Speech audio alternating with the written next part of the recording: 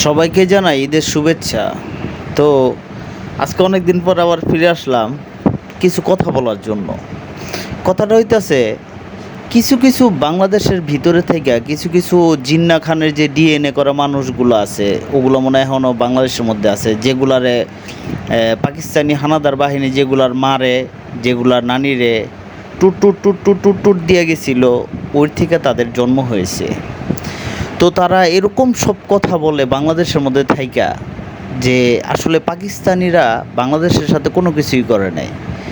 মানে পাকিস্তানিরা বাংলাদেশের মধ্যে আসছে, সুন্দর কইরা কয়দিন যুদ্ধ করছে, যুদ্ধ করার পরে আবার সুন্দর করে তারা হার মানে চলে গেছে। তারা বাংলাদেশের কোনো ক্ষতিও করে নাই, মা বোনের ইজ্জত দর্শন কোনো কিচ্ছু করে নাই।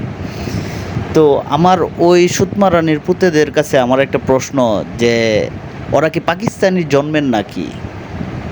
ওদের জন্মটা কি পাকিস্তানি হানাদার বাহিনী ওদের বাপ নাকি? নয়তো পাকিস্তানের পক্ষে যেইভাবে কথা বলে, এটা কোনো দিনও সম্ভব হইতো না যদি পাকিস্তানি হানাদার বাহিনীর জন্মের না হইতো। বিষয়টা ভাবতে খুব অবাক লাগে যে পাকিস্তানি হানাদার বাহিনী বা পাকিস্তানিরা বাংলাদেশের সাথে এত কিছু কইরা গেছে, তারা কিভাবে এগুলো ভুলা যায়? মানে জিন্না খানের পুতেরা, ঠিক আছে, কীভাবে ভুলা যায় যে পাকিস্তানিরা আমাদের সাথে কি করে গেছে? আমার মনে হয় ওদের মা বোনরেও যদি কেউ যদি টুট টুট টুট টুট টুট টুট করে, তাহলে মনে হয় 10, 15, 20 বছর পরে ওরা ভুলে যাবে এগুলো সব। কারণ ওদের ভিতরে তো মির্জাফরের রক্ত, ওদের ভিতরে মানুষের রক্ত নাই, ওদের ভিতরে হচ্ছে মির্জাফরের রক্ত। ওরা পাকিস্তানের জন্মের দেখা বাংলাদেশের বুকে থেকে এরকম সব কথা বলতে পারে।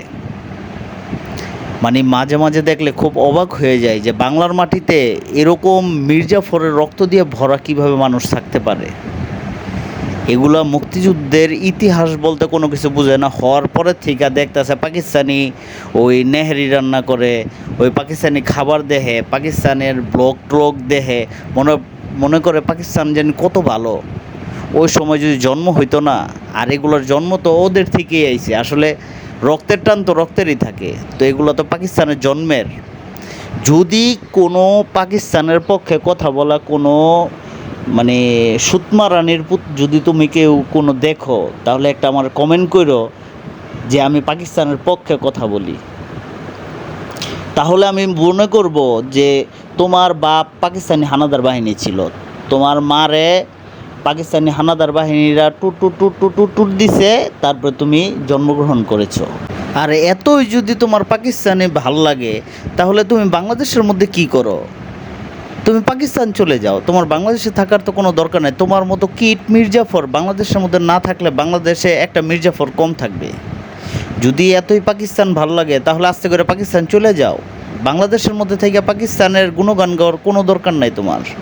তোমার লজ্জা যদি থাকে, তাহলে তুমি পাকিস্তানের বাংলাদেশের মধ্যে থেকে অন্তত পাকিস্তানের গুণগান গাবা না।